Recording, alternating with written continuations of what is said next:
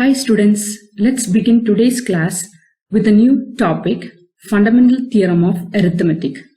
Before understanding this theorem, you should know what composite number and prime numbers are. A composite number is a number that has more than two factors. Examples are 4, 6, 8, 9, 10, 12, 14, etc. If the number has three or more factors, you say it is a composite number.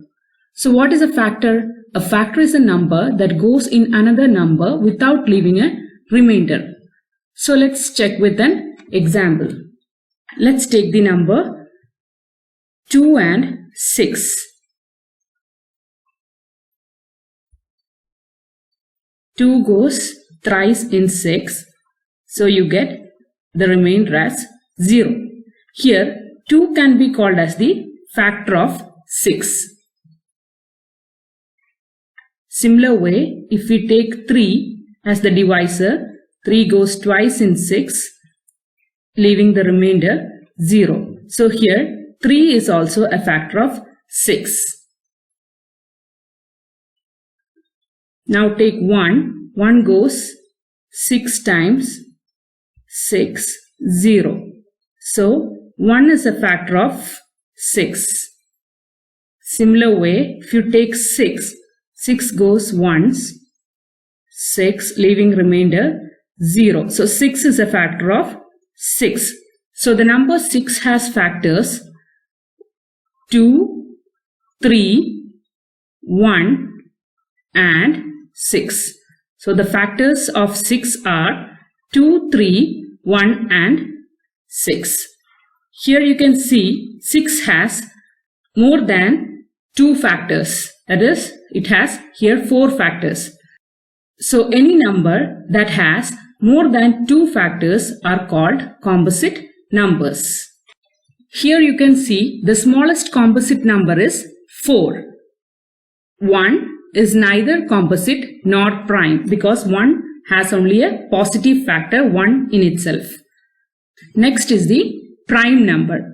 A prime number is a number greater than 1 and can have only 2 factors. Its factors are 1 and itself. So let's take some examples. Take the example of 2. If you take 1, 1 goes twice, 2, 0. So 1 is a factor of 2. And if you take 2, 2 goes once, 2, 0.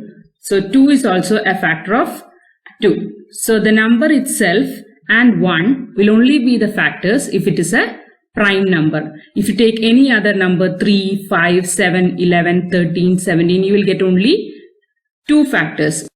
One of the factors is the number itself and the other is 1. So 2 is the smallest prime number. 1 is neither prime nor composite.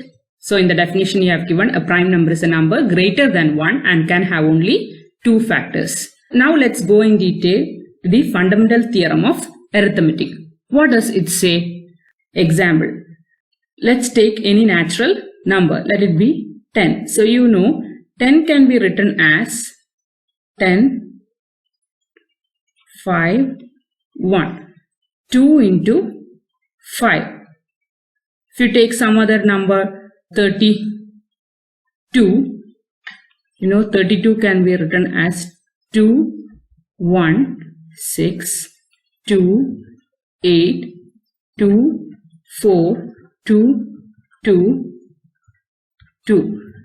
So 2 raised to 1, 2, 3, 4, 5. 2 raised to 5.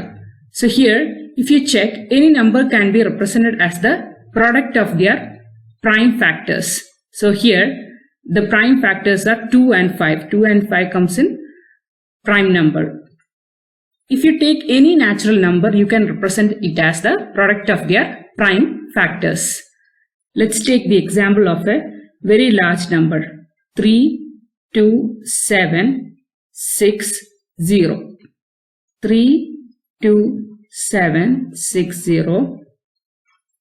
2 goes once, 6,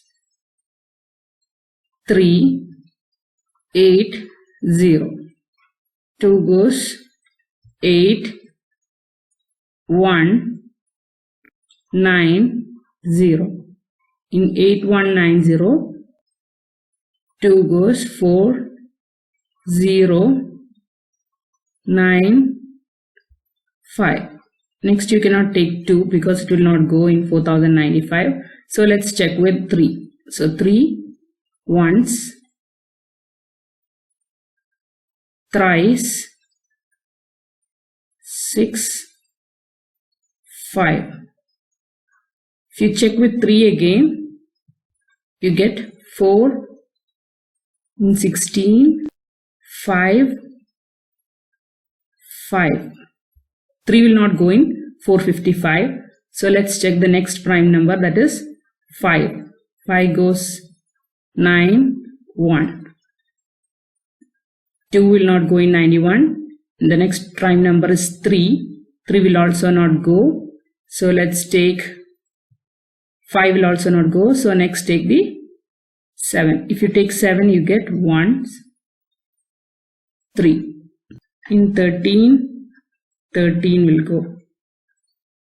So 32,760 can be represented as 2 into 2 into 2 into 3 into 3 into 5 into 7 into 13. This, if you write as the power of their primes, it is 2 cube into 3 square into 5 into 7 into 13. So here this large number 32,760 is factorized as 2 cube into 3 square into 5 into 7 into 13. That is, every composite number can be factorized as the product of their primes. This is what the theorem states. Every composite number can be expressed as the product of primes, and this factorization is unique apart from the order in which the prime factors occur. So in whichever order you take these prime numbers, 2 here, 3 here, 5, you will get only the prime numbers 2, 3, 5, 7 and 13 in this factorization. You have already learned in your earlier classes how to find the HCF and LCM, that is the highest common factor and the least common multiple. You might not have realized that you have used this theorem to find out the HCF in your earlier classes. It is called the prime factorization method. So let's check the LCM and HCF using the prime factorization method or the fundamental theorem of arithmetic. So this fundamental theorem of arithmetic is basically used to find out the HCF and LCM. So let's find the HCF and LCM of 6 and 20. So let's factorize 6. 2 goes thrice. So 3, 1. So 6 can be factorized as 2 into 3.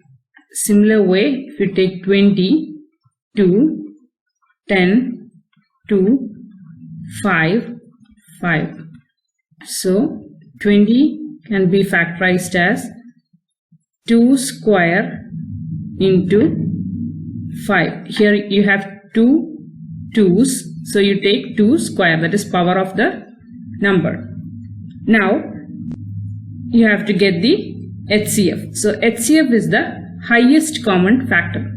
So after factorizing the numbers, you have to check which factor is common in both the numbers. So here 2 is common in both the numbers. So after taking the common factor, check the powers of the common factor and take the factor with the least power. So here 2 raised to 1 and here it is 2 raised to 2. So take the number with the least power, that is 2 raised to 1. So here 2 is the HCF. If you consider 3, there is no common factor 3 among the two numbers. So you cannot take 3. While writing the HCF, you have to check only the common factors, that is the factor that divides both the numbers, and then take the least power. So that is the HCF. Now the LCM. When you are finding out the LCM, you have to consider all the factors. Yes, that is here the factors are 2, 3 and 5.